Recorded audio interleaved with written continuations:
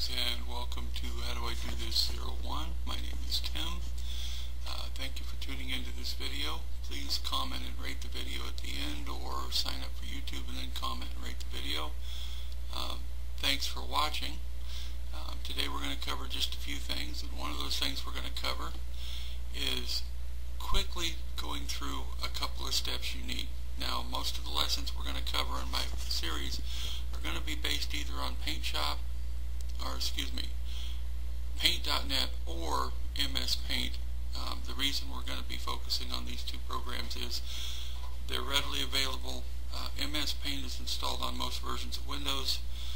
Paint.net is a program that you can pick up online at www.paint.net. Please understand that the video is, the program is free, which is never a bad thing, but it also gives you insight onto how the functions of other programs work. The whole purpose of this series is going to be teaching and training people how to become more comfortable with their computers and how they work, and how you should be interacting with your computer in order to keep it working, in order to keep you up and running properly, and to see the warning signs when it's time to get your computer looked at or repaired. Most people don't realize there's a problem with their computers until it's too late. It starts losing valuable data, and at that point you're literally recovering the computer rather than making repairs or maintaining it. If you don't already know this, the computer is designed to protect you from the very get-go. The whole design of the CPU and the operating system is to back itself up, correct itself, and do what it can to keep the programs working correctly. At some point from the time you start it, it starts losing bits of data. There's nothing you can do about that. It's part of the way it works. When you start driving a car, it starts wearing out the minute you drive it off the lot. Hence the reason why you need to maintain it. Today we're going to cover just a few things. If you haven't already gone and seen my other videos, you do want to go take a look at my video series, specifically on computer tune-ups, computer cleanup. That will help you clean up information and data off your computer that's not needed, and it will in fact make your computer work a little faster, cleaning up desktop icons and things like that. Also, there is a operating system self-repair video I have put out. This is applicable to, the self-repair part is applicable to Windows XP, Windows Vista, Windows 7.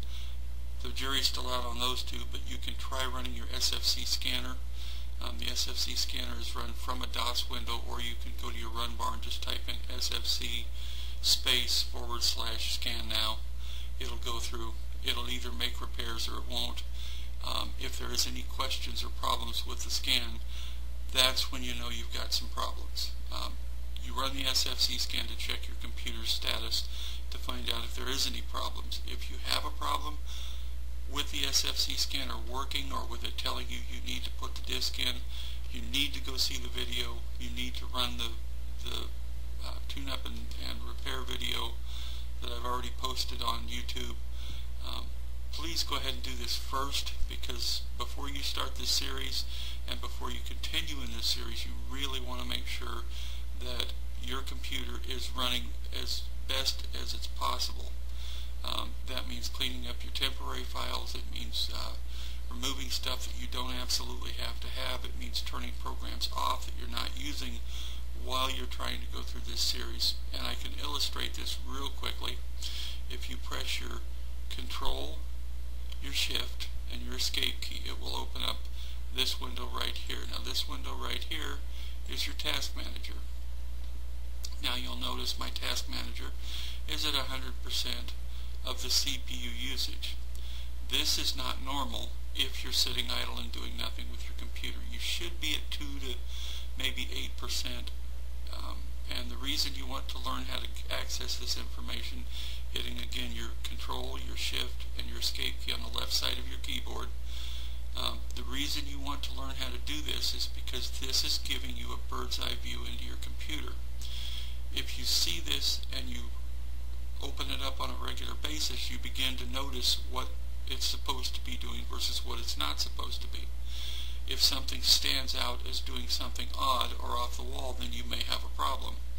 Now, specifically, if you watch this, you'll see right here, my network has just dropped back down to 0. I've been downloading videos specifically so I can go through and show you the difference between networking at an idle state and transferring a lot of information back and forth on your network and on the internet. And you notice these lines here up at the top. That's about the maximum that my computer / my network going out onto the internet is capable of doing. So once I reach that saturation point up here at the top, I can clearly see that I've reached my limits because I was downloading a whole bunch of videos. Now the videos have stopped downloading and I go back down to a state of 0. Because I see this, I can see a visual representation. I know if something's going on.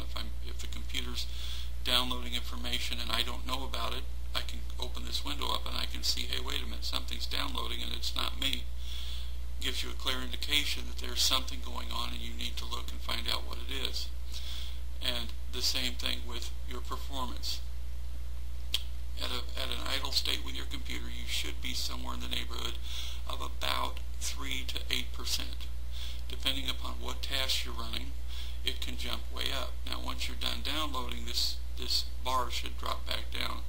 Right now it's way up high because I've got different things running, such as my background scanning. I've got a few other things running. This is clearly showing that there is something going on in your computer.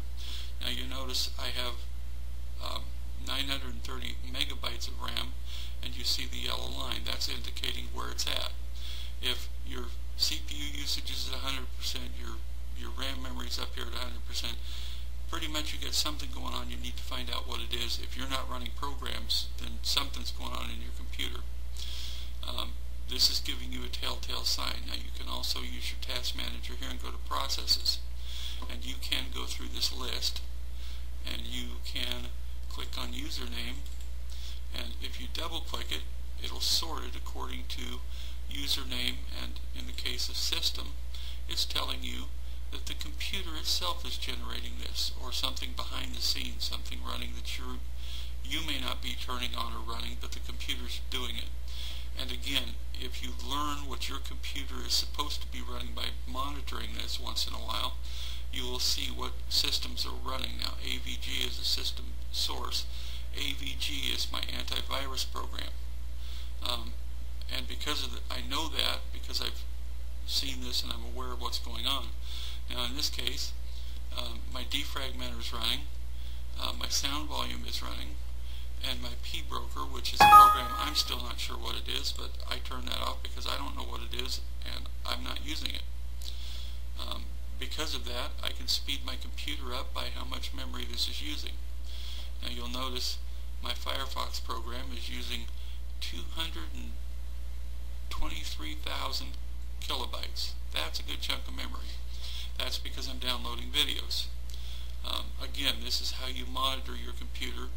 It's very good to open this window, if not periodically. Some people like to keep it open all the time. I don't, because it's, again, using system resources that you can be using only when you need them versus having them running all the time and slowing your computer down.